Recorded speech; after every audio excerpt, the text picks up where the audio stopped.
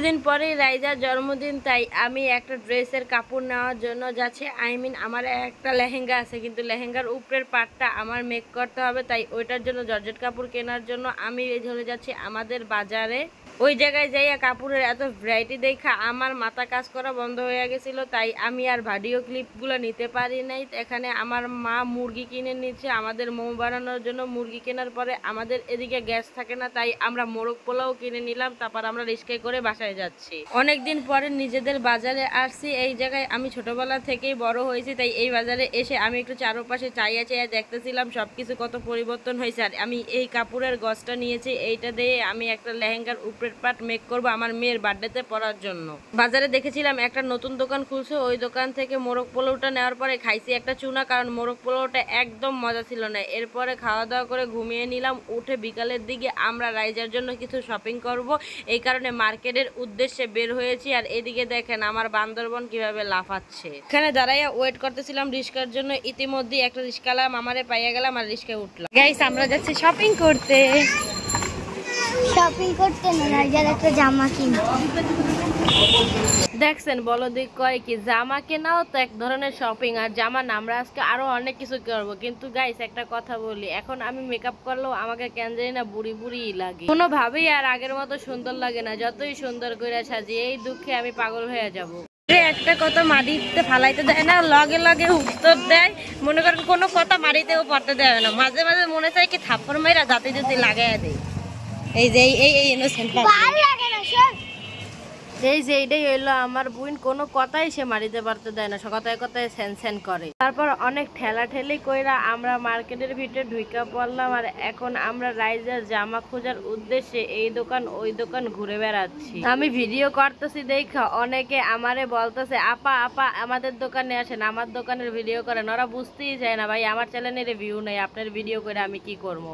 পরে আমরা এই দোকানে আসলাম, কারণ এই দোকানে অনেক অনেক বেবিদের পার্টি ওয়্যার ছিল। এখানে একটা মিরর ছিল, আমি একটা মিরর ভিডিও করে নিলাম। আর রাইজার জন্য কোন জামা নিব অবশ্যই বলবো না। তারপরে রাইজার জন্য জুতা আর রাইজার খালামুনির জন্য জুতা কেনার জন্য একটা জুতার দোকানে চলে গেলাম। আপনারা গেস করেন তো আমরা এখান থেকে কোন জামা জুতাগুলো নিয়েছি। এখানে আমার মা অনেক বেশি দাম দর করতেছিল। বাবুর একটা শু আমাদের পছন্দ হয়েছিল, কিন্তু ওই জুতোটা 1500 টাকা চাইছে। আর আমার মা বলছিল কি 300 টাকা। পরবর্তীতে আমার মা 100 টাকা বাড়াইয়া 400 টাকা দিয়ে ওই জুতোটা নিয়ে নিছে। আপনারা ভাবেন তো কি পরিমাণে সিন্ডিকেট করে এই বেডারা। 1500 টাকা জুতা 400 টাকায় দিবে, আবার কত নাটক করলো। কিন্তু এই দোকানে ভালোই জুতার কালেকশন ছিল। আর ফুটপাতের এই প্যান্টগুলা মাত্র 20 টাকা করেছিল।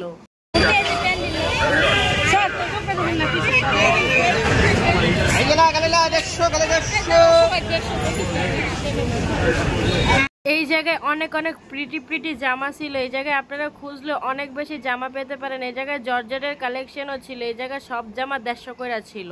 পরে আমরা এক দোকানে পানিপুরি দেখে আমি আর আমার বোন দৌড় মারি পানিপুরি খাওয়ার জন্য। আর এই জায়গায় অনেক রকমের টকের ভ্যারাইটিও ছিল। আর আপনারা এই ভ্যান গাড়িগুলো আর এই ফুচকা স্টলটা পাবেন মধ্যবাড্ডা ব্রিজের নিচে থেকেই শুরু হয় এই স্টলগুলো। অনেক রকমের স্ট্রিট ফুডের সাথে সাথে ভ্যানে করে অনেক অনেক রিজনেবল প্রাইসে শিশুদের জামা কাপড় বিক্রি করে এবং বড়দেরও জামা কাপড় বিক্রি করে। যারা আপনারা বাড্ডায় থাকেন তারা অবশ্যই এই জায়গা থেকে কেনাকাটা করতে পারেন। কিন্তু সেদিন আমার সাথে এত বড় দুর্ঘটনা হবে আমি বুঝতেই পারি নাই। এই জায়গায় একটা টক ছিল, নাগা টক। ওই টক খাইয়া আমি রাস্তার ভিতর বমি করে দিই। আমার এত বেশি পেটে ব্যথা শুরু হয় যা বলার বাইরে। দেখেন আমি কত বেশি অসুস্থ হইয়া পড়ি। তাই আমাদের আরো অনেক কিছু কেনার থাকলেও মা আমাকে তাড়াতাড়ি বাসার উদ্দেশ্যে নিয়ে আসার এই জায়গা থেকে আমাদের মানে আমার জামা কাপড়গুলো নিয়ে নেয়। এখানে আমাদের টেইলার্সের কাছে আমরা জামা কাপড়গুলো বানাইতে দিছিলাম।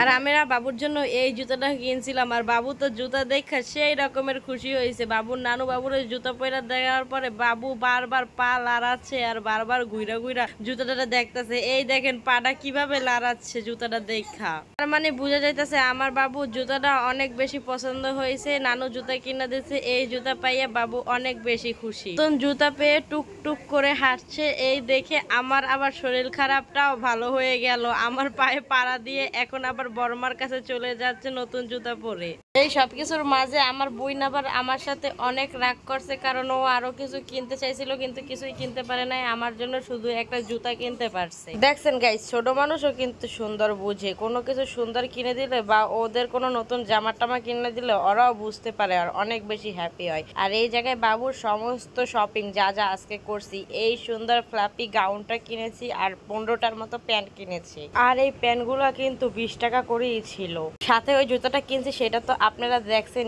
এইখানে যত দামা দেখতেছেন সব আমি মাত্রই বানায়া নিয়ে আসলাম। আর এই জায়গায় আসার পরে সাথে সাথে আমার বোনের সাথে আমার ঝগড়া বাইজা গেল। আর দেখেন আমার বোন কিভাবে আমার সাথে ঝগড়া করতেছে, পুরা রিনা খানের মতো, এতে কোনো সন্দেহই নাই।